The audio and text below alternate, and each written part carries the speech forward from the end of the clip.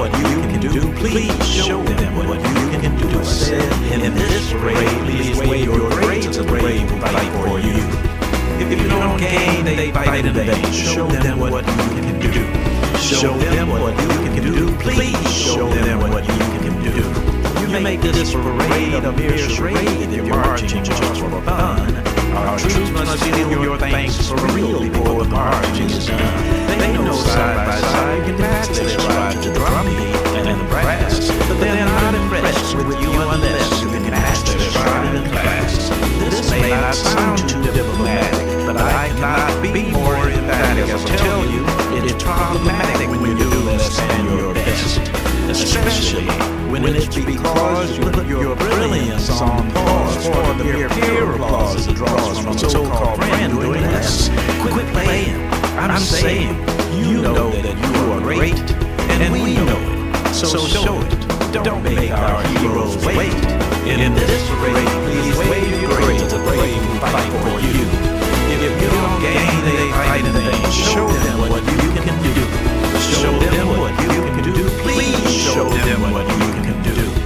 For those of you who already do the things that make us proud, your nation in appreciation says thanks to you out loud. Your schoolmates should imitate the way you tap your potential. Let me try to convince them why their effort is essential. Our men and women in uniform, before, during, and after death's storm, always born above the norm. Anywhere on the planet, they need to follow our heroes' lead, but they cannot lead if they cannot read. Allow me, please, to plant this seed. Don't take freedom for granted. I'm serious. I'm furious to see U.S. schools behind. Remove the clatters, just a matter of making up our minds. In this parade, please wave your grades, a brave who fight for you. If you don't gain, they fight in vain. Show them what you can do. Show them what you can do. Please show them what you can do. We believe in you, warriors, protect you to do what you must to rise. Please do your part. Please start before another warrior dies. In this parade, please wave your grades, a brave who fight for you. If you don't gain, they fight in vain. Show them what you can do.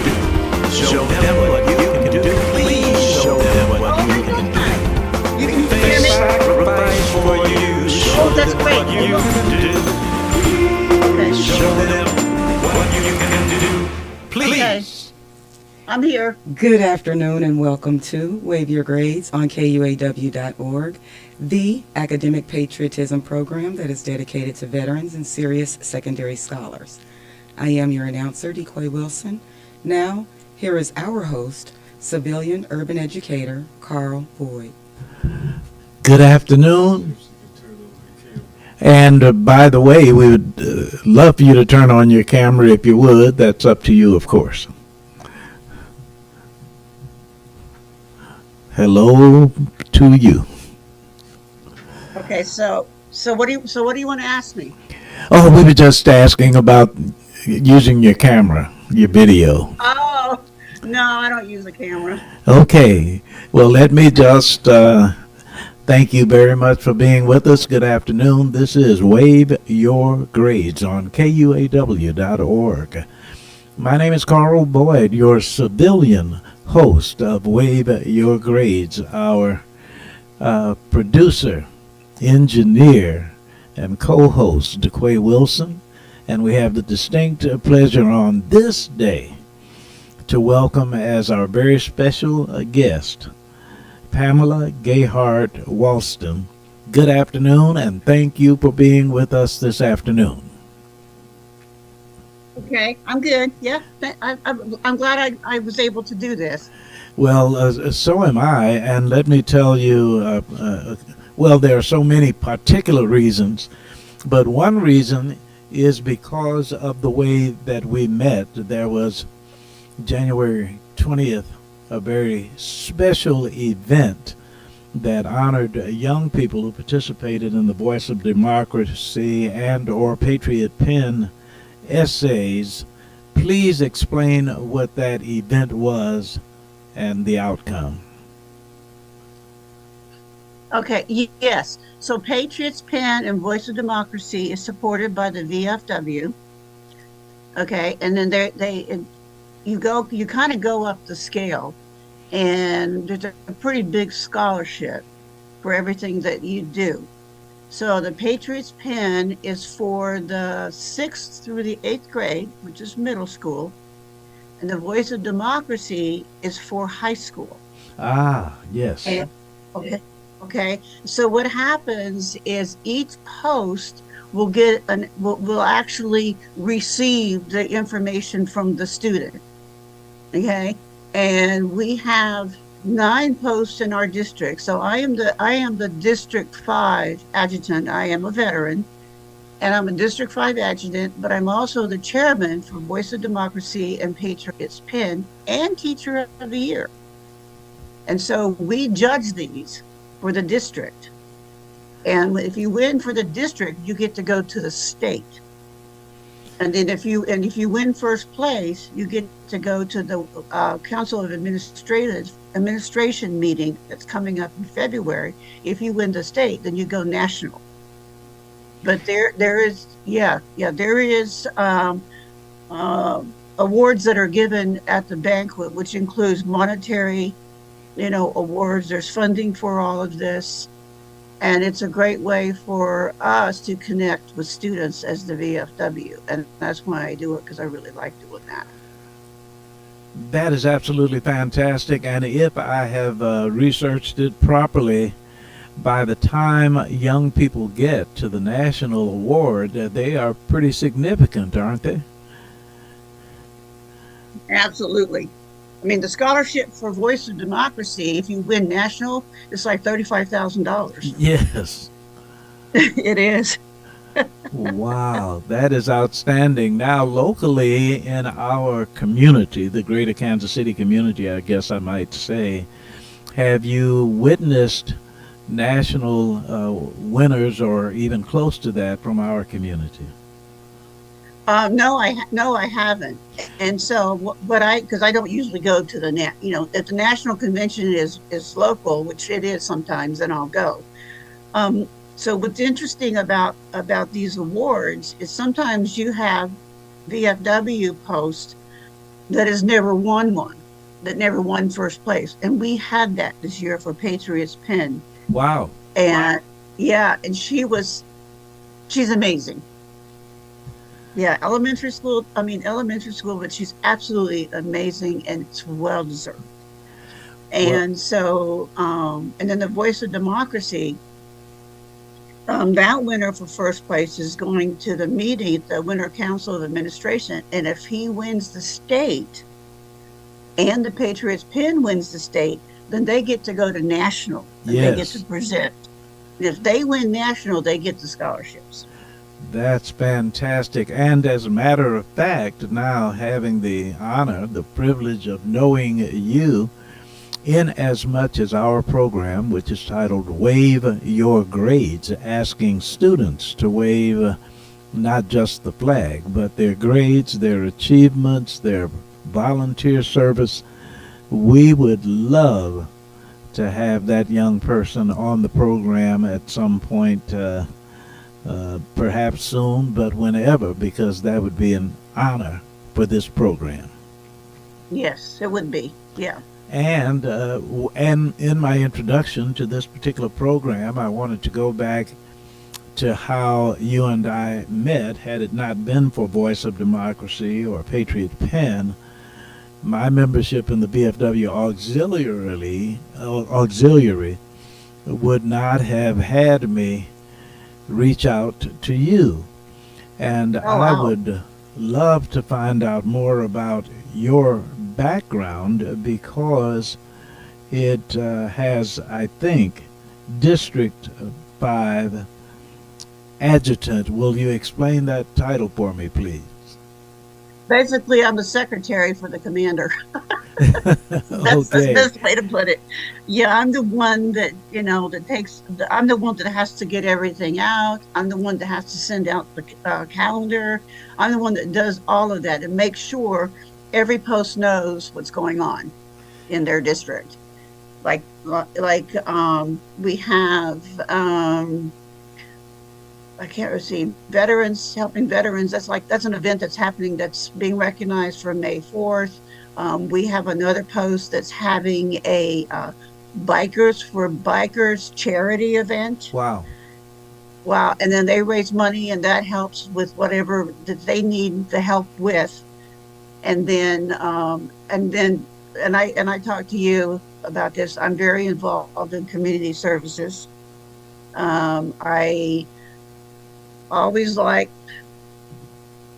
I've tutored, a kid in the second grade when I was in Greensboro, North Carolina, to help him learn to read.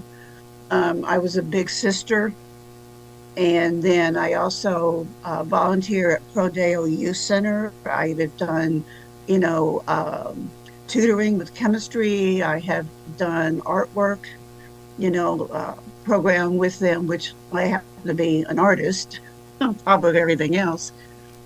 But I've also talked to students about STEM, and I told you about it because I'm a Yes. scientist. This is. When I got out, yeah, go ahead. I'm sorry.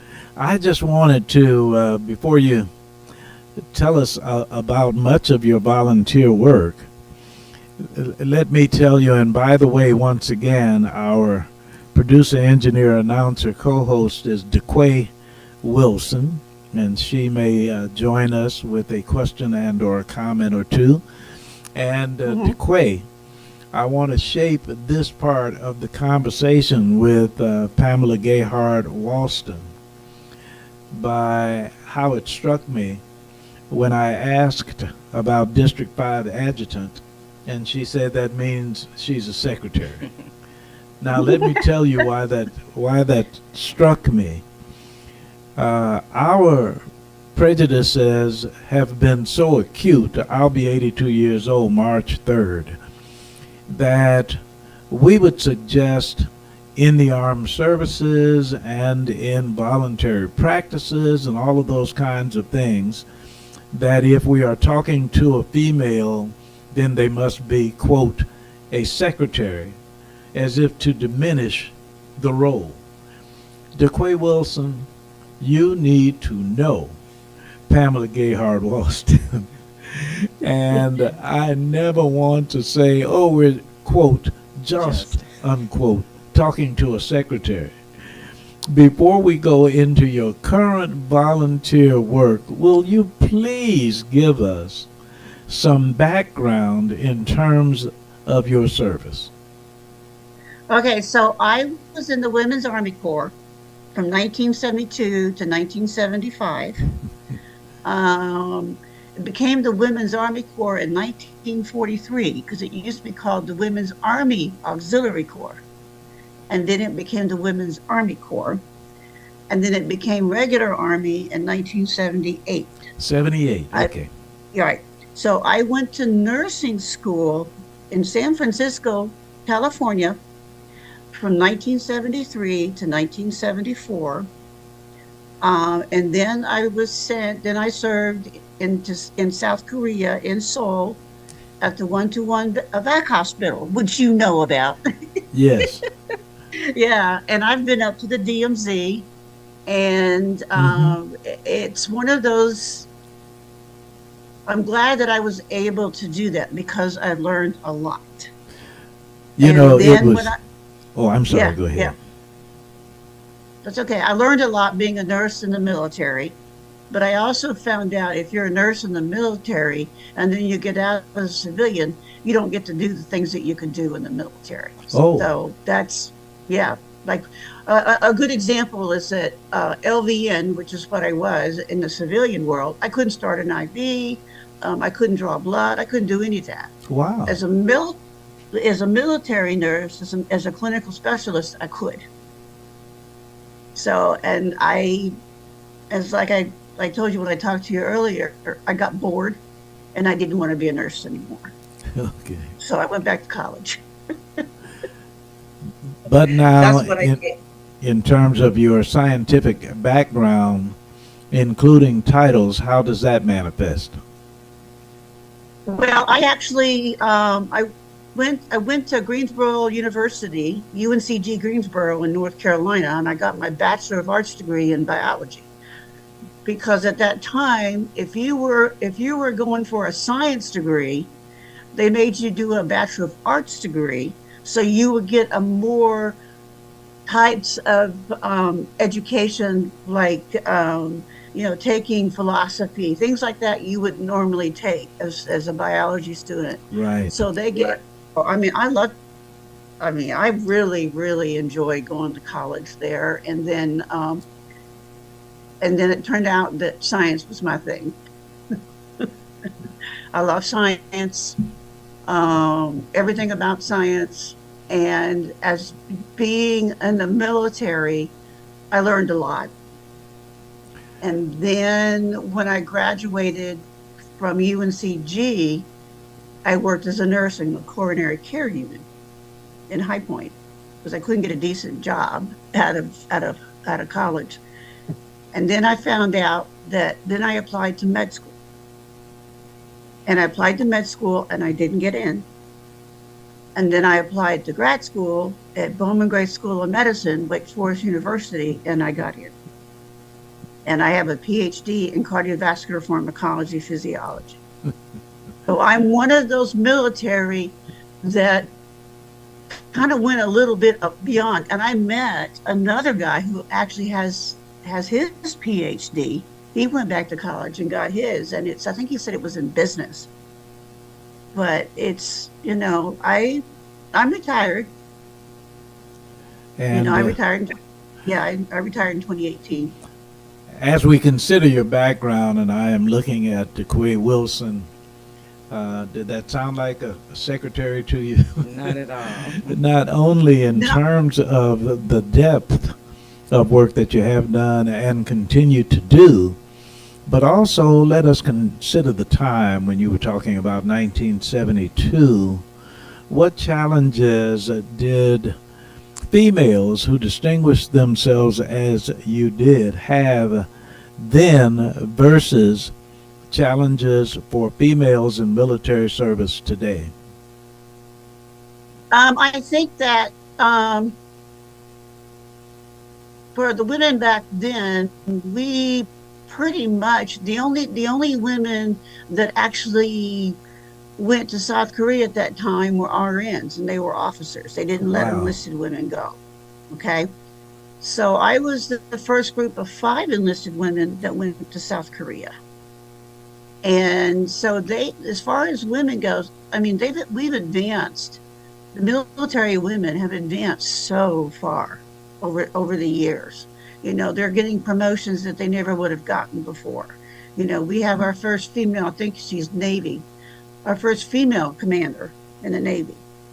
And from when I started, we were pretty well isolated from other areas, but it's gotten a lot better. I mean, I have some young female veterans. I know I have one that in my post, she's a registered dietitian. She was in the military. I think she said she was stationed in Afghanistan. Women didn't go to combat back then, Right. but they did go to Vietnam. Wow. Well, Yeah, as nurses. Yeah.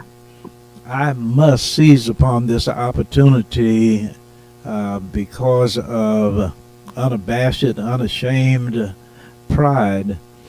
A young lady in 1986, graduating from high school, adopted my wife and me as parents. And we have called her daughter since 1986. And she became last year before last. Gee, this time is passing. It might have been year before last. The first female dean of the United States Naval Academy Prep School in Rhode Island. Wow. And when you were mentioning roles of females that is the absolute ultimate good news. She is now dealing with second stage breast cancer, and she's going through chemotherapy.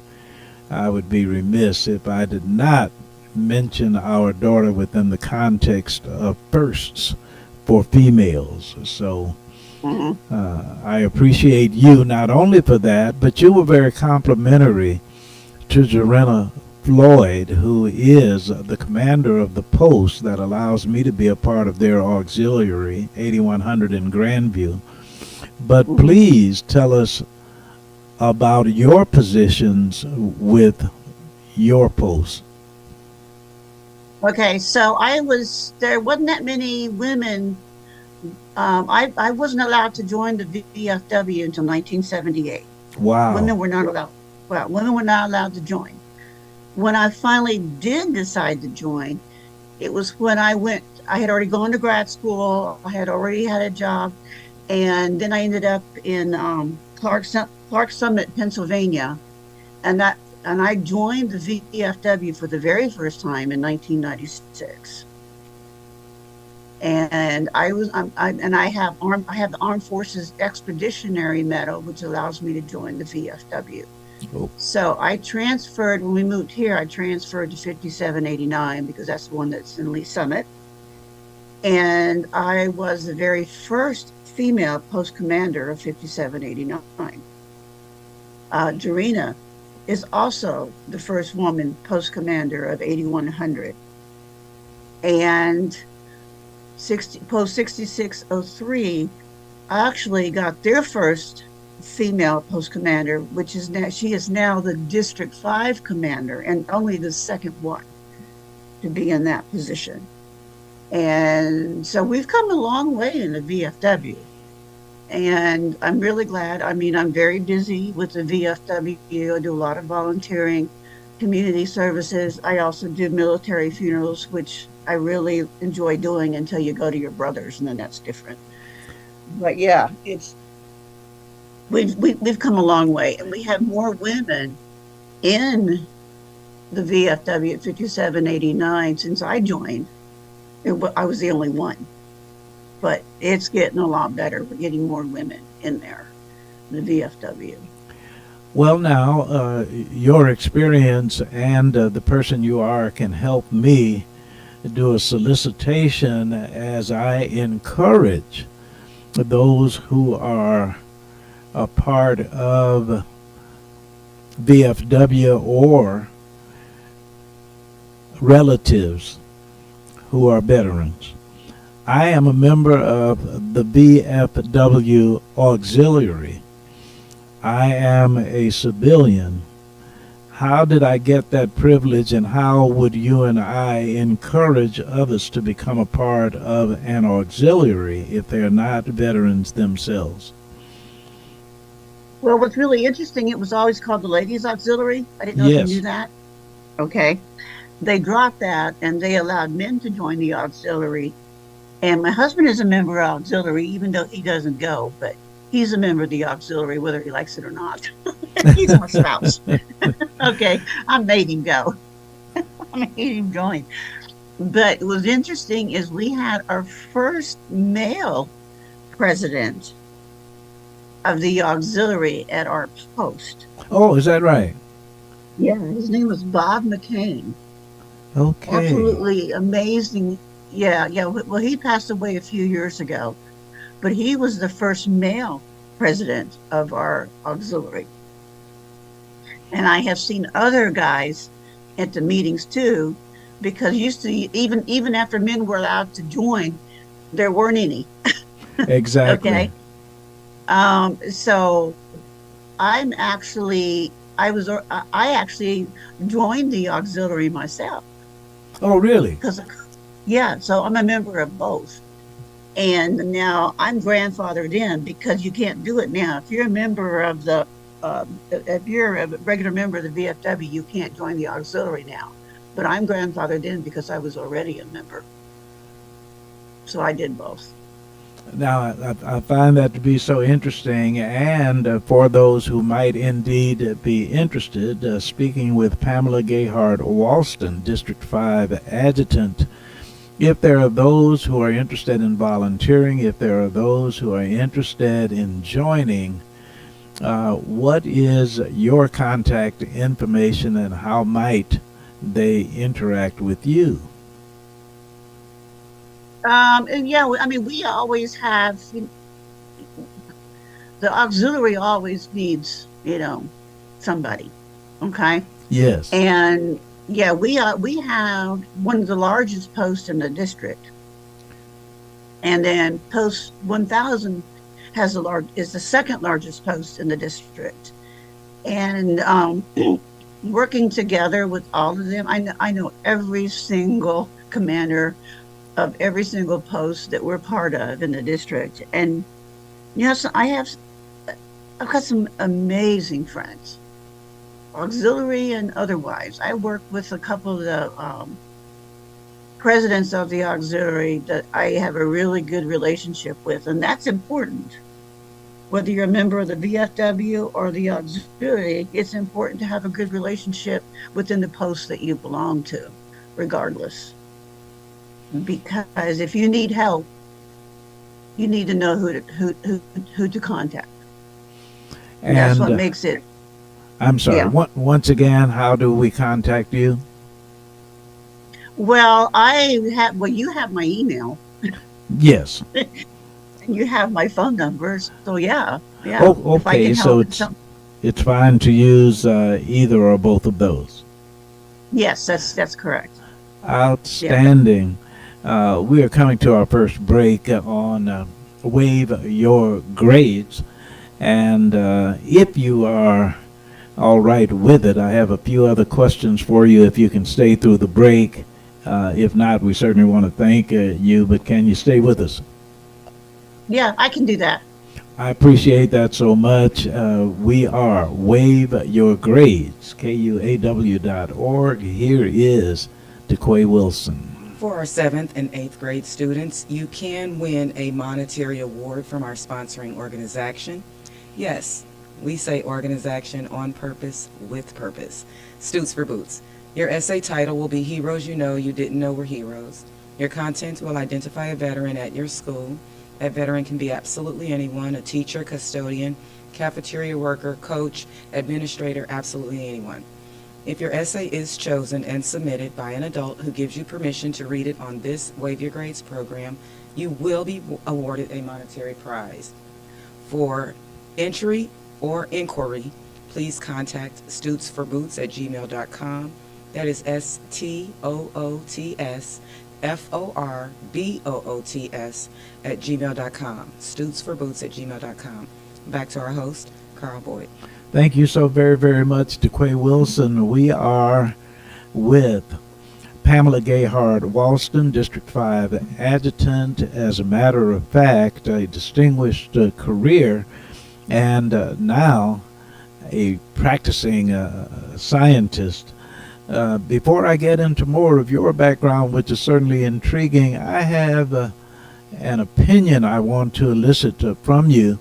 In as much as there are active VFW posts and VFW auxiliary posts, in a real sense, for those who are active duty, how does this encourage them, motivate them, help them?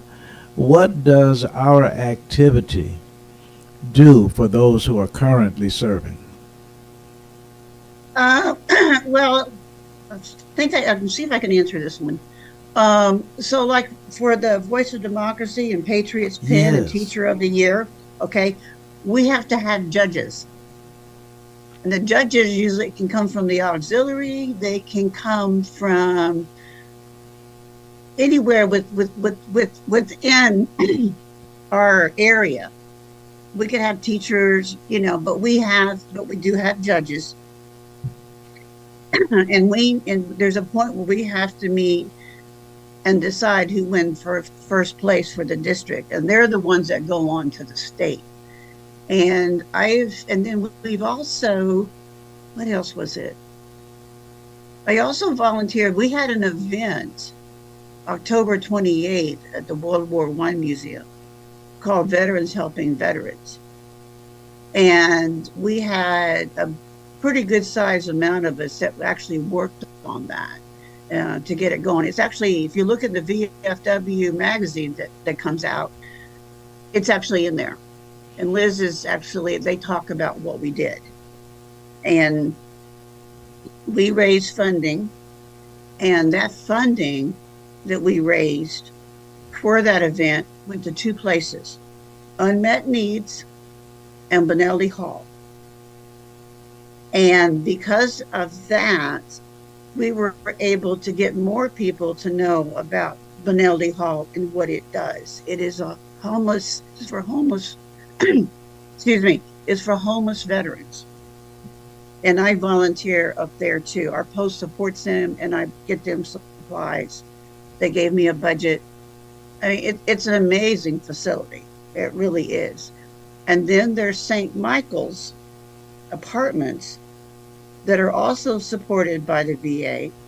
And you will have, what am I trying to say? You will have homeless vets from Benelli Hall that can get an apartment at St. Michael's. And all of that's connected to the VA and the VFW. So there's a lot of organizations out there that do a lot of volunteering, and that includes the Post too. At the World War I Museum, Mr. Michael House was hosting a group of students for me, and they were surprised at how much they enjoyed the tour. They were not expecting to. But Oh, okay. but they were pleasantly surprised and learned a great deal. Yeah. And Yeah. now is St. Michael's near Emmanuel Cleaver Boulevard on about 37th Street or something like that? Yeah, it's something like that. It's not that far from the VA itself. Yeah. Exactly, absolutely. This is so Mhm. good, and once again, there are those who may not want a permanent position, but just want to find out what they can support, how they can support it, and this is outstanding. Now, I have been wont to say, and there are people who have heard me repeat it, that I wish that we could consider an oxymoron, homeless veterans. The two words should never go together. So it is so important what you do and what those who accompany you do for that population, homeless veterans. So Yes. a big thank you for that. But one of the things that I was especially interested in was your passion for your work in science and medicine. How does that manifest locally? Because I think in our telephone conversation you were talking about national opportunities, but narrowing it down, is there such a thing as a typical day in the life of Pamela Gayard Walston? I'm not sure what you're asking me, but I can tell you that my background was the reason back years ago you could take, let me be a little scientific here, you could take cardiac drugs, Yes. okay, for cardiac disease. And if there were side effects, it was not unusual. What happened is there was a drug called Seldane, which is a non-sedating antihistamine, like Benadryl. You'll get sleepy. Okay, what happened? They were starting to see, the FDA was starting to see side effects that affected the heart that were not cardiac drugs. That's what they did. And then they asked the pharmaceutical companies to figure it out. Okay. Wow. And so I was part of the group that, went to the meetings to figure out what to do on how, what do we do? What do we need to do? And so Then a group of us, people that I knew, we all gave lectures to the FDA.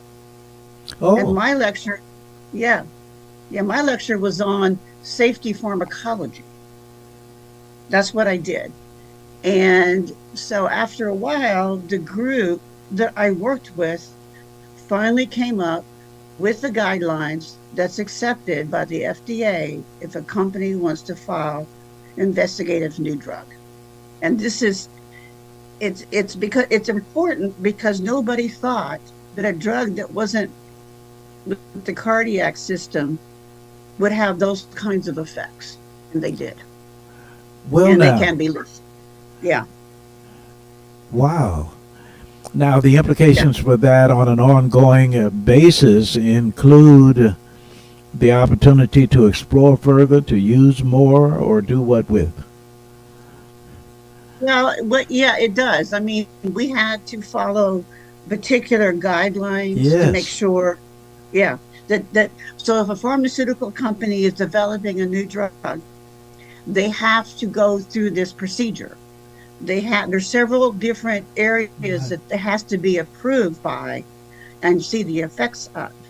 Well, before the FDA came down with this requirement, it was only the only thing that was being done for drug testing was what we call toxicology and pharmacokinetics. Yes, They didn't have anything that focused on the cardiovascular system, the respiratory, and the central nervous system, which was my primary area. yes.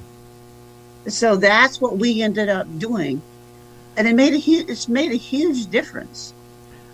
And I worked in coronary care for 3 years. So I know how the heart works. I can read an ECG. Yes. And I had skills that I learned as a nurse that I was able to use. And when I went to back when I went to grad school and got my doctorate in cardiovascular pharmacology physiology, and I loved my job. You Now, know, it was amazing what we did. that is outstanding. I am wondering how large an audience you have from this perspective. Do you find yourself on, quote, a lecture tour, unquote, or do you do workshops in services? Are you very mobile? Or how does someone find out the depth of service you provide? Well, I used to, but I'm retired. I see. I used to, yeah, yeah. So, yeah, I went to a lot of, I was a member of the American Heart Association. My I've done group goodness. presentations there. Yes. I also belong to the Safety Pharmacology Society, and I did lectures there. We had, American Heart Association is cool. What Well, can I now, say? Yeah, but no, I don't do that anymore. So because I'm retired, and so I just try to encourage students about science. I am not. I told you this. I yes. engineering and mathematics that ain't happening. Well, now, when I think about what you have done, if someone wanted to research your work, would that be possible? Do you have papers that, well, obviously you do, but if Yeah, I've someone got want, publications. Yes, yes. I have. Yes, I do. Well, now, you will not be surprised at my next question, in as much as this program, this Saturday afternoon program from 1 until 2 p.m. every Saturday is really dedicated to students and veterans. And we are asking that students strive for excellence in honor of our troops. We have students who come on the program. Stutes for Boots is an organization, as it were, designed to help young people find purpose in their study to honor those who serve. So if it is all about students, no doubt this question has come to you before, and I shall ask it now. What is the impact of drugs in the lives of American students?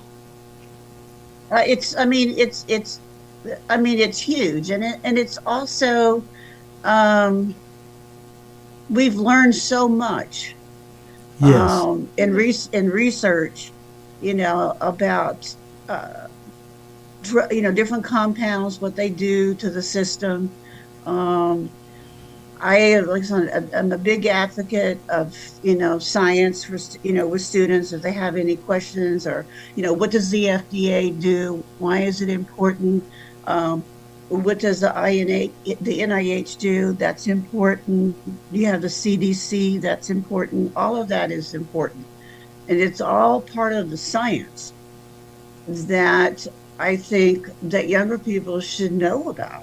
Yes. It's just not technology and mathematics.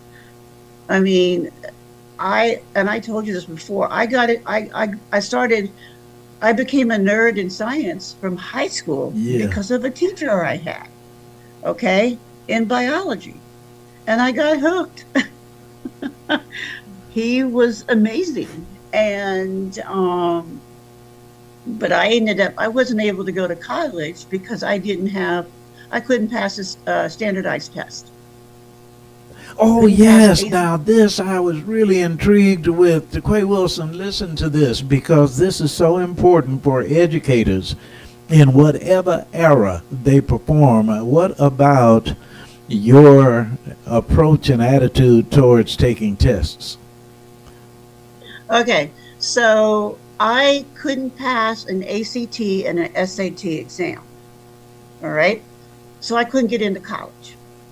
So then I went to college down in Texas at a community college, and I loved it. I did, my grades were good. I just can't pass the standardized test.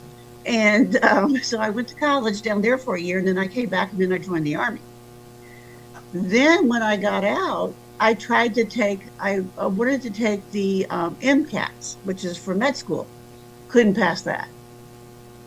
I tried to take the standardized test for grad school. Couldn't pass that one. But I made it anyway because I have a brain. Standardized test Absolutely. isn't for, yeah, standardized tests are not for everyone. And that doesn't, just because you can't pass a standardized test doesn't mean that you're not smart, because you still are smart, and I went into students from Rodeo Youth Center where they had the same problem, and they went to a community college, and now they're going to apply to college, because that's how I was able to get back in, because I went to a community college and didn't have to take those tests. But I didn't pass the MCATs. Well, I, Yeah, yeah, I will yeah. say to our producer that we need to preserve this excerpt from this program with someone who is brilliant, having the audacity, having the humility to say she doesn't test well.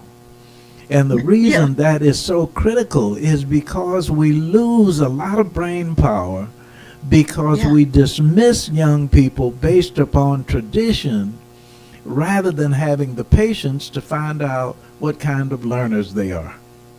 That's absolutely true. Now, the only class that I took that I made a C in was geometry. As I told you, I'm not mathematics. I don't do math. But I mean, and I've told people this. I've told other students this. I said, I understand. I've been there, and don't give up. I went back to the teacher that got me into biology, into science, where I went to high school. When I graduated with my doctorate, I went back and saw him because he was a big influence for me. And so he had me come back and talk to the high school students in his class about what I did. And I let them know I did not pass those tests. And I still got my PhD.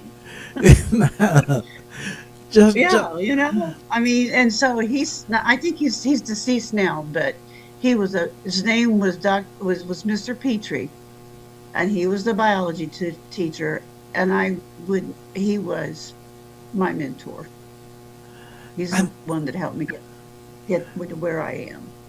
See, for Yeah, me, this is absolutely. absolutely fascinating because, interestingly enough, it would be great to find someone who was a contemporary of Pamela Gayhart at the time, Pamela Gayhart Walston.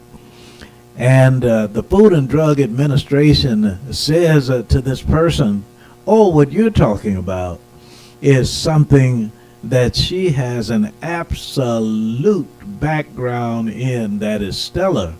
And they hear your name and they say, you mean that lady who couldn't pass the SATs or the ACTs?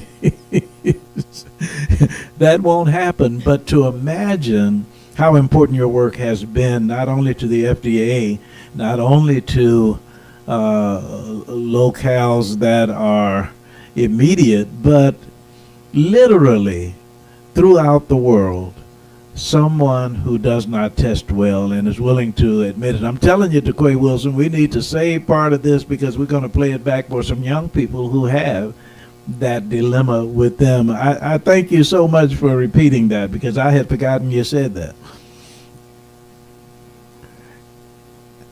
Before we get away, that is just so intriguing to me. When I think about that, there was a gentleman who taught math at my high school, and we were just absolutely amazed at his demeanor whenever he would address young people who took him away from the subject matter. It did not matter what question they asked. Every time the question was asked, his response was, I'm glad you asked that question. And would go on to respond to that person and then get back to where they were. Yeah.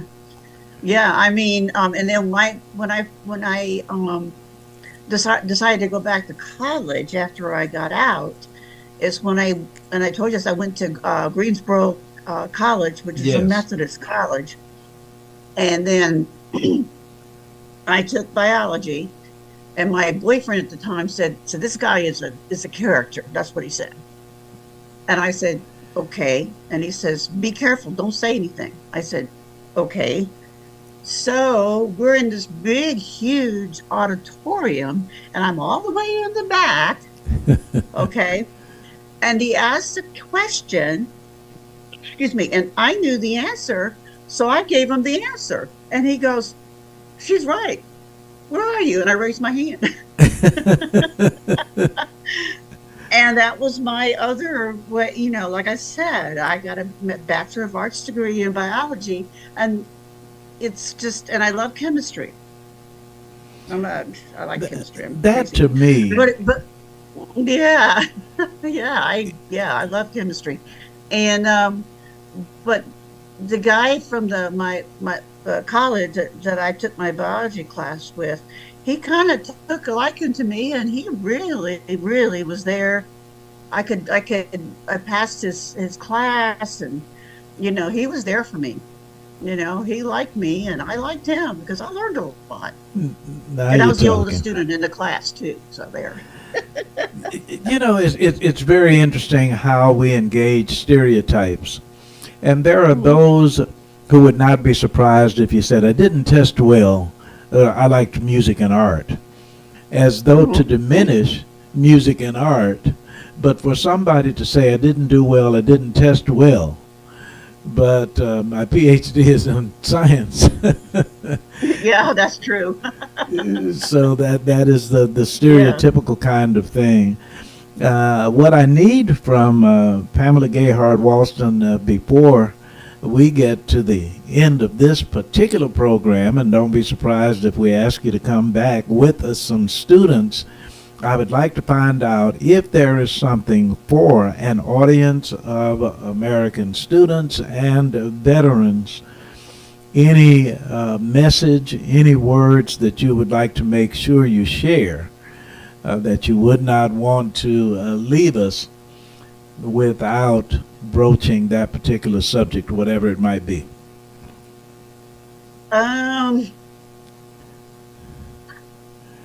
Sometimes it's your teacher, your high school teacher, that will be your biggest influence. Yes. And never, I was not afraid to speak out and learn. And you shouldn't be either. Because I would ask questions. And I'll give you an example. I had to take a religion class when I was at Greensboro College because it's a Methodist school. Yes. Okay. And I'm sitting in there. Remember, I'm an older person in there with Yeah. all these young freshmen or whatever they were. And so he asked, he says, "Do you think Jesus was married?" And I said, "Yes." And the whole class went, "Oh." And he goes, "She's probably, she could be right. It's not a wrong answer. It's a good answer." How's that? You still there? I am. I missed. Now that question was, do you think Jesus was? Married. Oh, I see. Okay. All right. And I said yes. Now, did it end there? Oh no. I mean, the professor said, he could have been. Yes. Because the whole students, because this is a Methodist college. Yes, It's a private absolutely. college. And all the students went, "Oh," and he went, "She's not wrong." Now, So, yeah. I'll tell you, and as a matter of fact, if you interpret Scripture from the Holy Bible and Uh-huh. interpret that we indeed are wed to Jesus as Christians, there are a number of ways that your professor realized that there might be an approach to the discussion that is extremely important. As a matter of fact, we went from, in the 1950s and 60s, didactic teaching to Socratic teaching in the 70s and the 80s.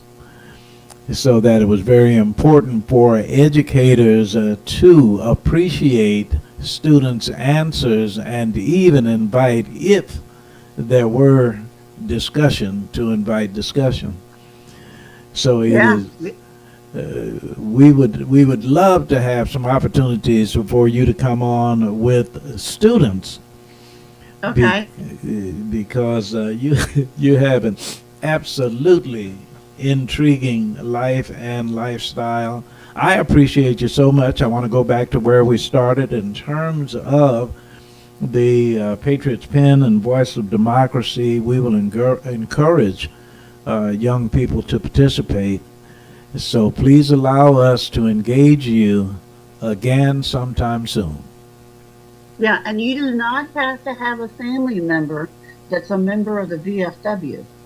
That's not required. Oh, It's good. Thank you for still saying applied. that. Yeah. Same thing with the Teacher of the Year. And so it could be anybody That's so wonderful. in that area. Yes, absolutely. Thank you for saying that, and we will pass along contact information. Pamela Okay. Gayhard Walston, thank you so very, very much, and we'll see you soon. Okay. I had fun. Thank you. I did too, but not just fun without substance. So we really appreciate your background. Thank you. Okay. Thank you. All right. All right. As we go along the way this January day, wow, this has passed pretty quickly. We're coming to the end of the year. Yeah. Yeah. So Yeah, it is.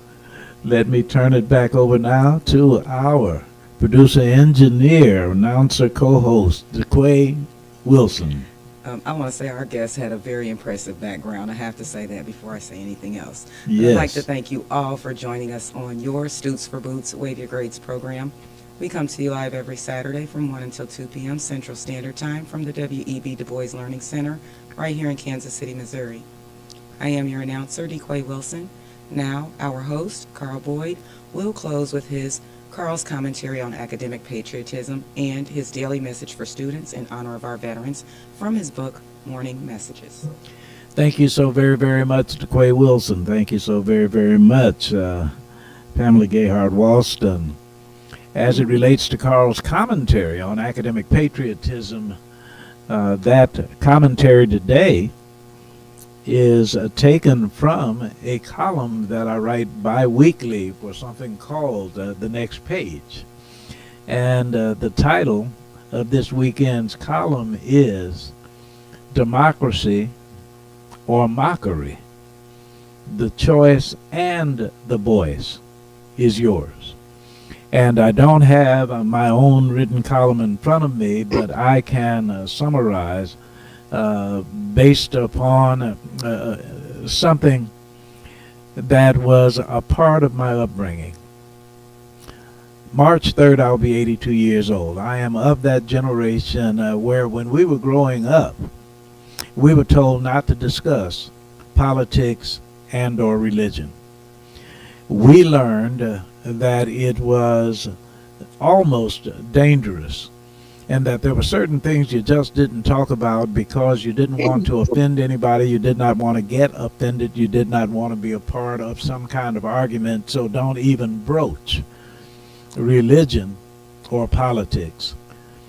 What I suggested and what I suggest is we have come to a point where not only do I suggest that it's all right to discuss religion and or politics, as a matter of fact, I recommend that we discuss religion in the way that we behave and that we discuss politics not necessarily in a partisan way, but at least to help our young people and the United States of America to understand how important it is that in a democratic society that means participation. So Carl's commentary on academic patriotism suggests that participation is indeed patriotic, and we need to learn as much as we can and be intelligent voters as we exercise that right. Now, to students across the USA, your Stoots for Boots message for this day, January 27th, one of 366 messages for the year 2024. This message is for January 27th to our students. All heroes do not have to get bloody. You can be a hero in the way that you study. January 27th. This has been Wave Your Grades. Thank you so much for being with us. My name is Carl Boyd, Gracious God and Wonderful Wanda.